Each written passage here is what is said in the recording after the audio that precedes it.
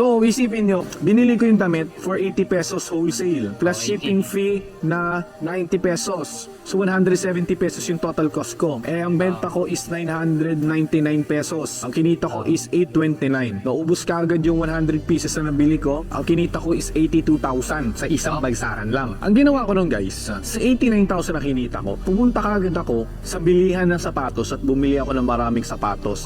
Bumili ako ng mga damit. Tumiga na lang ako sa kama, nag-order ako ng maraming McDo. Doon na nagtapos. Joke lang, ginawa ko sa 82,000. Grabe naman si Kosi. Ayos-ayos ko na nakikinig sa sabihin mo. Joke lang. Ang ayos-ayos ko nakikinig tapos magjo-joke ka. Paano ako yayaman yan kung nagjo-joke ka? Sabihin mo, joke lang. Sino ba to? To visionary speaker ba to? Nagjo-joke eh. Nakikinig na ako ng maayos dito, men. Negosyo na yan, men. Negosyo na. Nakikinig na ako sa'yo. Tapos sabihin mo, joke lang. Panoodin nyo. Yeah. 89,000 na kinita ko. Pumunta ka agad ako sa bilihan ng sapatos at bumili ako ng maraming sapatos. Bumili ako ng mga damit. Tumiga na lang ako sa kama, nag-order ako ng maraming McDo. At doon na nagtapos. Joke lang, ang ginawa ko sa Joke lang? sa 82,000, pinambili ko kagad ng thrifted clothes sa Taytay Rizal ulit.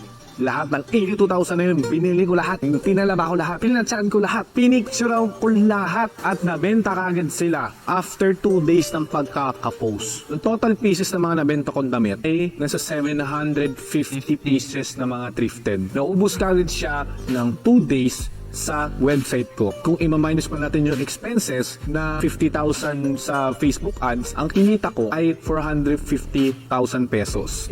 Ewan ko sa'yo. Sinabi mo, joke lang eh. Ano maniniwala sa'yo? Joke ka eh. Ayos-ayos ko nakikinig, sasabihin mo, joke lang. Ewan, pahala sa buhay mo. Possible ba na wala kang pera, papasok ka ng real estate? Shit, siya na naman to. Kung nag-joke kanina. Pero trending ka talaga, no? Franklin Mayano. Real estate business nang walang pera. Shit, paano to? Pag real estate business ka nang walang pera, simple to. Baka joke na naman to, Franklin.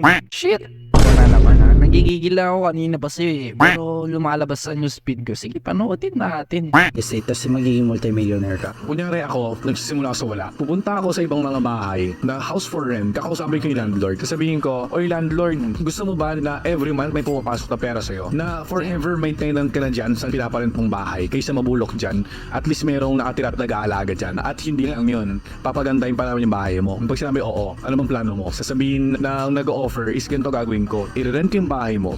Yung asking price mo is 20,000 a month. Aayusin ko, lalagyan ko ng mga billiards and shit. Ako magbabayad, lahat ng kurente ako magbabayad. Lahat wala kang problemahin. Lalagyan natin sa kontrata. Putik din. Ano naman yung merong 2 months deposit, 1 month advance? Diba? Wala naman ganyan eh. Nag-boarding na rin ako before. Kaya alam ko yung kalakaran ng pagre-rent. See, pag mag-rent ka na isang bahay, kailangan mo ng 2 months deposit tsaka 1 month advance. Sabihin mo, magre-real estate business ka tapos walang pera. Posible yun, kalokohan yun, men. Walang ganun. Tapos lalagyan mo ng billiard and shit. Ano yun? Billiard and tae. Ay, hilig pala sa billiard and shit to eh.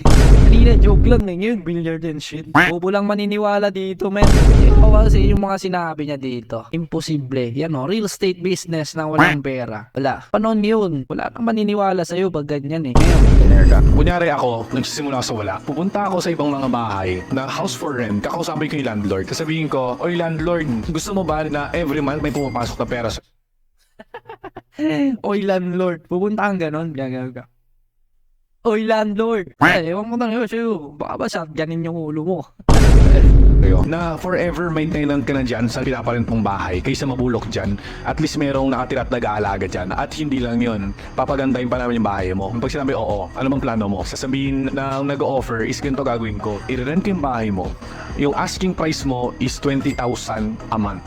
Ayusin niya daw yung yung bahay. Hindi, maglalabas ka rin ng punan, men. Hindi, syempre, sabi mo, bulok-bulok, pangit. Siguro, pangit yung re-rentahan mo, tas papagandahin. Syempre, kailangan mo pa rin ng pera doon. Kalokohan to, men. Bobo lang talaga maniniwala dito sa taong to. Ayusin ko, lalagyan ko ng mga billiards and shit. Ako magbabayad. Billiard and shit. Shit! Billiard and tae. Damn, billiard and shit pa nga.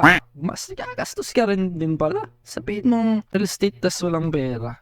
Yan, lahat ng kuryente ako magbabayad. Lahat wala kang problemahin. Lalagyan natin sa kontrata yon. So, ang gagawin ko is paparenta ko yan ng 5,000 or 10,000 per day. Ayun yung business plan ko. Ang malupit pa dito, pag umuo na si landlord, ito mong kitain dito, kahit 10 days ka lang, ang nabook, 100k pa rin yun. 100k minus 20k sa renta doon sa landlord, may 80k ka. Sabihin natin, minus expenses na, monthly bills, mayroon kang 60,000 minus 20k, di ba? The next Wala, upang muto yung mga ginagawa mo, men.